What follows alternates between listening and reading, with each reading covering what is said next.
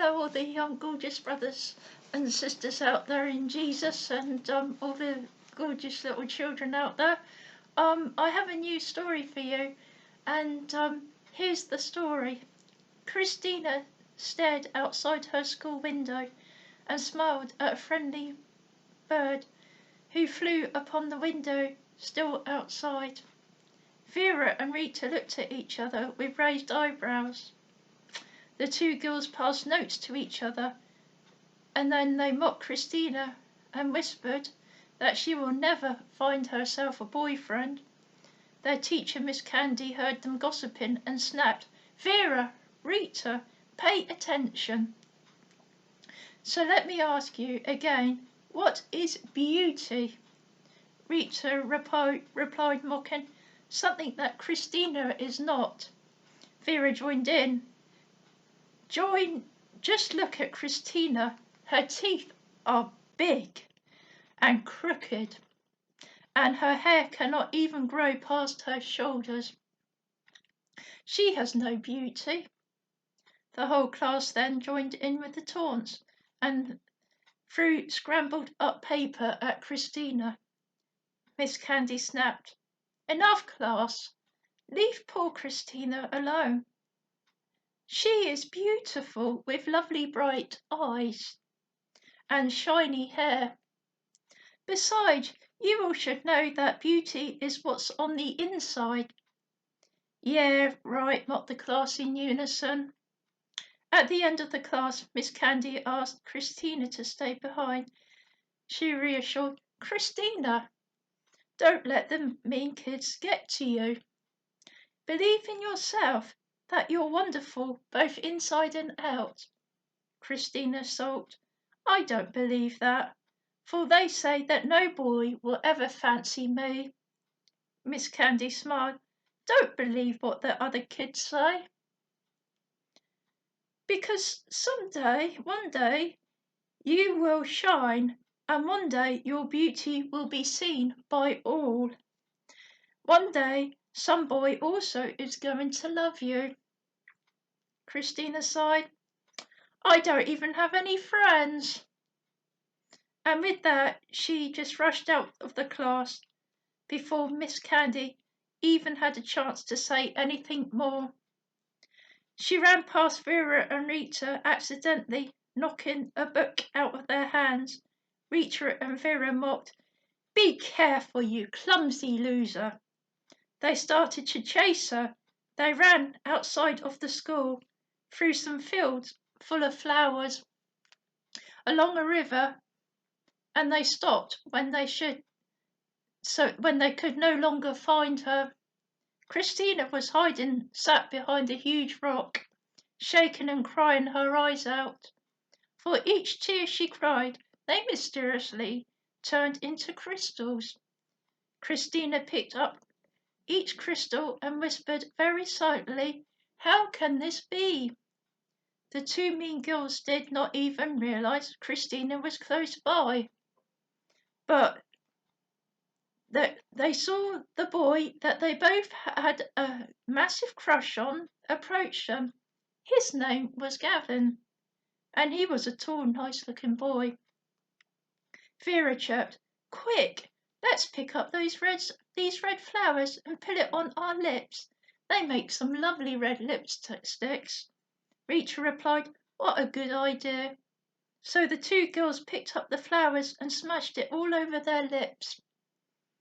Gavin walked down and smiled at the girls, saying, "You two girls do sure look pretty."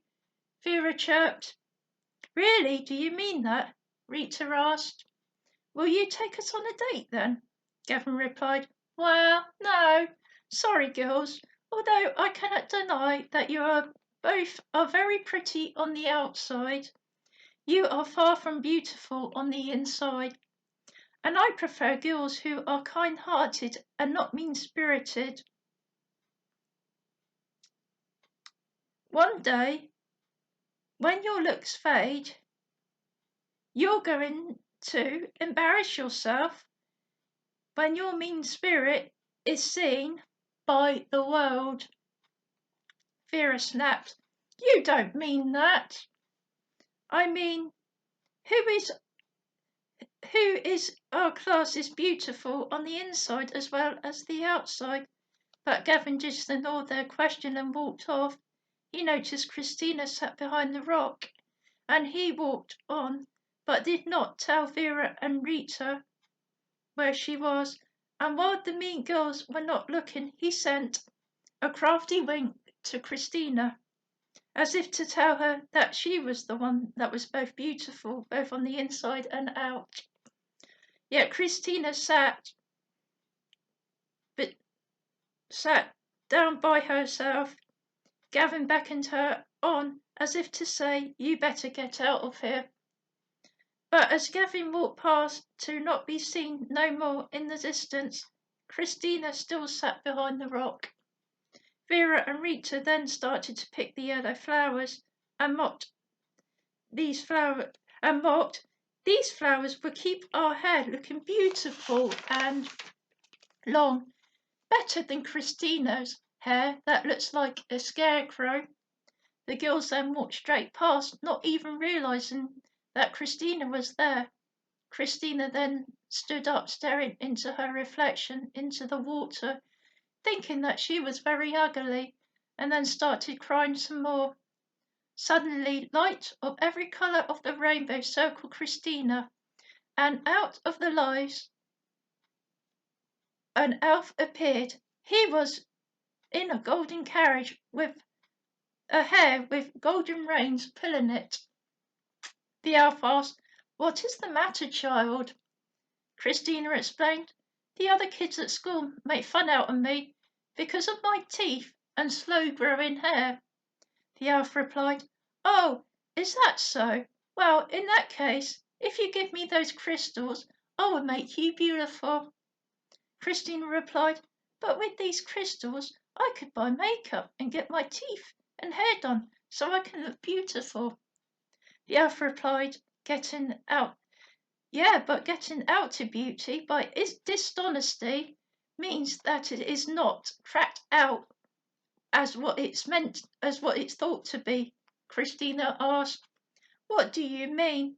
The elf replied, "Those crystals don't belong to you, but to the elf and fairyland.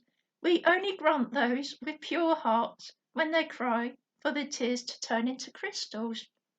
You see, the way it works is that we test the individual to see if their hearts are really pure. If they refuse to hand the crystals back, then they are keeping what does not belong to them, so therefore they are stealing from the elf and fairyland. However, if they cheerfully hand them back, that is evidence of their honesty." Christina smiled as she handed back the crystals to the elf and asked, "Very well, but what is in it for me?" The elf smiled and said, "The elves and fairies will grant you one wish that you make with your heart, but be careful what you wish for and make, and please use this wish wisely." So Christina made a wish in her heart to be beautiful. The elf smiled. "Your wish is granted," and he disappeared into the light until she could see him no more. Christina was then so full of excitement in her heart that she ran all the way home. On her way home, she passed Vera and Rita and burst, "Look, girls, I am beautiful. I am sure now that you will now want to be my friend." But to her disappointment, Vera and Rita looked at each other and mocked, "You have to be kidding, for you are just as ugly as ever." Christina asked, "What do you mean?" "I can't be ugly no more, because the elf just made me look beautiful, like a supermodel." The two girls carried on mocking Christina. "You are so deluded. Just go and look at yourself in the mirror." With that, Christina rushed inside of her house and ran past her parents, not saying a word. She then ran upstairs. She took a look at herself in the mirror, and then Christina wept. But because she had not even changed in her appearance, and Christina wept, "Why am I not beautiful?" That nasty elf broke his promise to me to make me pretty. What? What a con artist he is! She ran into her bedroom and slammed the door behind her and threw herself on the bed crying. She then heard a lot of commotion outside. She wondered to herself what is the mocking noises were.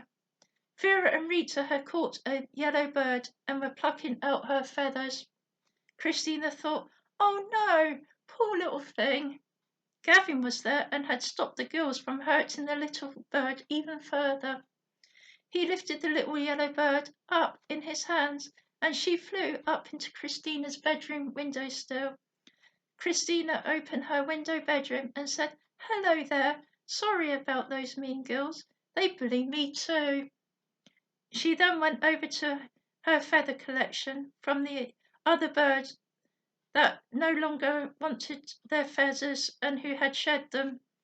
Christina loved her feather collection, but she picked up a few of her yellow ones from out of the collection and said, "I would gladly give you these feathers, but they would just fall out of you." But the yellow bird took the feathers from Christina and had managed to stick them into her back. Christina smiled. "I have no clue how you made the feathers stick to your body, but you are welcome to keep them.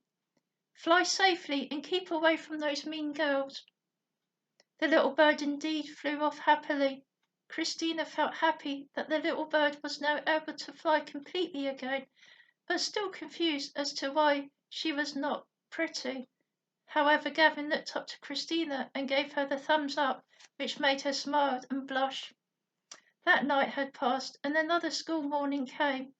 On the way to school, Vera and Rita picked flowers in the fields, thinking that their pollen had properties in them to make themselves look beautiful. Vera mocked Christina, saying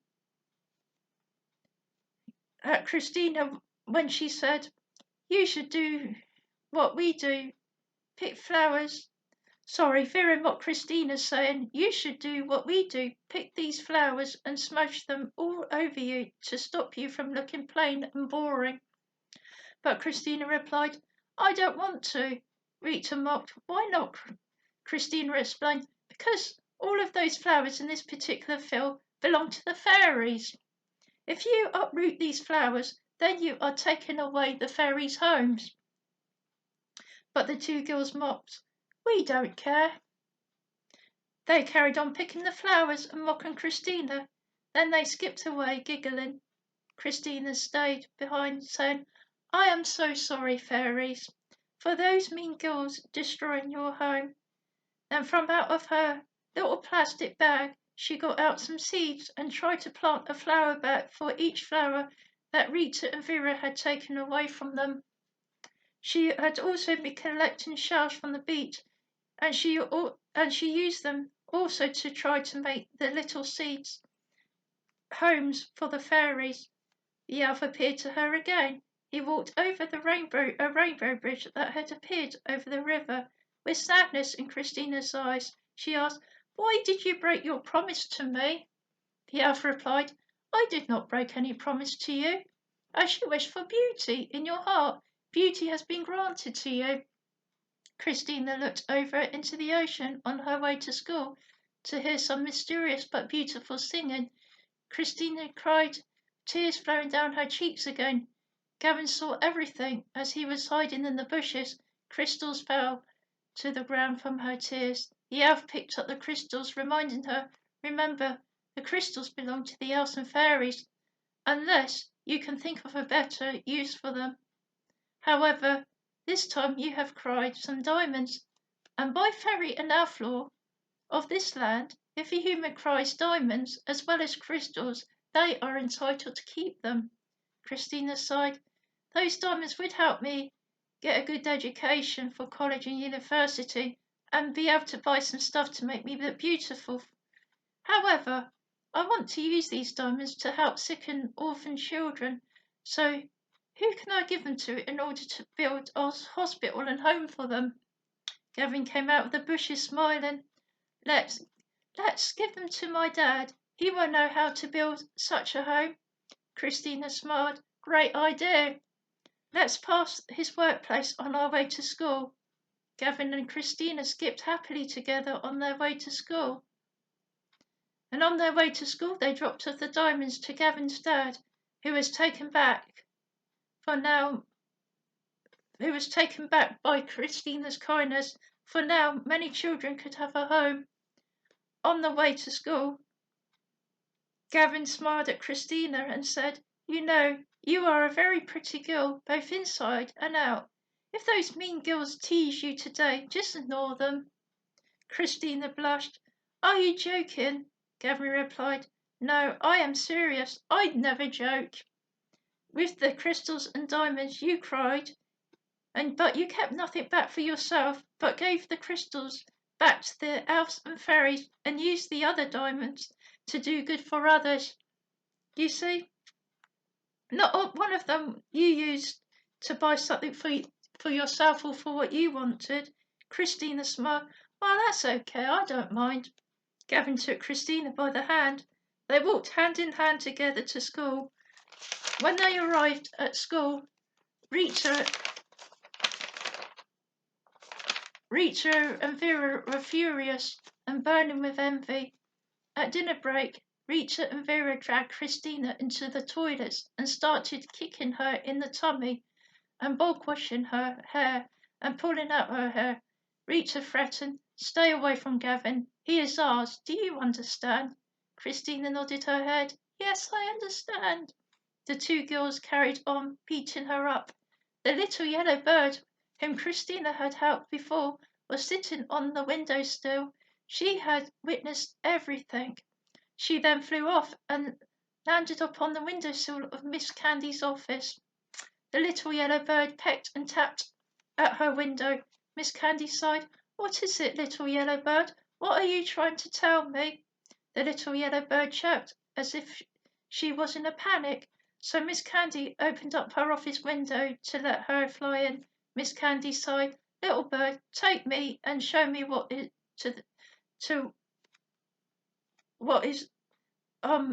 where to what's wrong. So the little yellow bird led her to the girls' toilets. The two nasty girls had beaten Christina black and blue, and by this time she was laid down on the floor. Her body was lifeless and she was not even breathing. Miss Candy screamed, Oh my goodness, Rita and Vera, you may have killed Christina. Go phone for an ambulance at once. Rita and Vera just tried to run out of school to escape any punishment, but it was too late for them, as someone had already phoned the police, and the police had caught them and handcuffed them. As for Christina, she was rushed to hospital and was put in intensive care. She was now in a coma. Her parents, family, and friends came rushing to the hospital and were praying very strongly for her. As for the two nasty girls, they were never seen again, not at least until many decades later. They have been charged for hurting Christina and also were charged for shoplifting, as they had stolen many pounds worth of the latest fashion of clothes, jewellery, and trying to make themselves pretty. They had also stolen money so they could afford to go to a hairdresser's to get their hair done pretty. But in the end, it did not do them any good, as they ended up many years in juvenile and after that prison. The night that Christina got rushed to hospital, a miracle had happened to her. The little yellow bird saved her life, as she never had forgotten the kindness that Christina had shown to her before. So the little yellow bird flew to the ocean. She told the mermaids of the ocean that Christina was in need of a healing miracle. The mermaids sympathized for Christina and had never forgotten the time when they saw her on the beach collecting shells to make the fairies and elves' homes. What Christina did not know was that it was the mermaids who had put those shells on the beach for her to collect. Christina also did not realize that the mermaids communicate with the heavenly creator that way, and that through the shells the creator has shown them kindness within Christina's soul. shown them the kindness of Christina's soul. So the mermaids communicated with the Creator again, pleading for their Creator to heal Christina. The Creator heard their cry for help. He sent a great light into Christina's room.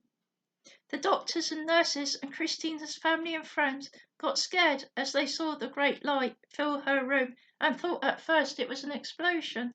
But to their surprise, when they walked into her room, there was Christina walking about and smiling. Her family and friends hugged her, saying, "This is a miracle." And the doctors and nurses tested her, but she was completely fit, healthy, and well. The next day, Christina and Gavin went down to the fairies and elves to thank them. She also saw the little yellow bird and thanked her too. They went down to the ocean rocks below to thank the mermaids, but they never saw them. However, the mermaids still heard Christina's gratitude and just smiled to themselves. Christina and Gavin's friendship grew every day. Years had passed until they eventually left school. Gavin's mum, taken aback from Christina's kind heart, taught Christina herself, let her go to her own beauty class for free. Because she passed Gavin's mum's place at college, she also was offered a place at university for free, where she passed with flying colours there. Things were now looking up for Christina, and her life was going really good now that she had graduated and now was engaged to Gavin. Many more years passed still until one day, at the age of 60, she was invited to a town's beauty contest. Her two little grandchildren ran into her room saying, "Nan, you are the most beautiful woman that we have ever seen. How come you are so pretty at your age?" Christina smiled. "That's not always what has been told of me. Once I was told that I was ugly." Little Rebecca replied, "No way." Christina smiled. "But then a friend of mine reminded me that beauty is what's on the inside." Little Tommy nodded his head. "That is true, Grandma." Christina smiled and took them by the hand, nodding her head. "It would not hurt, however, to give this beauty contest a try. Let's go." They got into her car and she drove them off to this beautiful garden in the centre of town where this beauty contest was held. When they arrived, they sat on some white chairs. Christina's grandchildren very proudly pulled their grandmother up to the front, where they all thought that she was so beautiful. But among the crowd, she also had spotted two children, a boy and a girl. They were mocking their grandma big time, telling her that she was the ugliest looking woman in the world. For she had spots all over her lips and had no hair left. Instead, she had spots all over her head too. They humiliated their grandma and pushed her out to the front. This poor woman was really humiliated, as the crowd booed for her how ugly she was. Christina, on the other hand, was cheered and won first prize for being beautiful.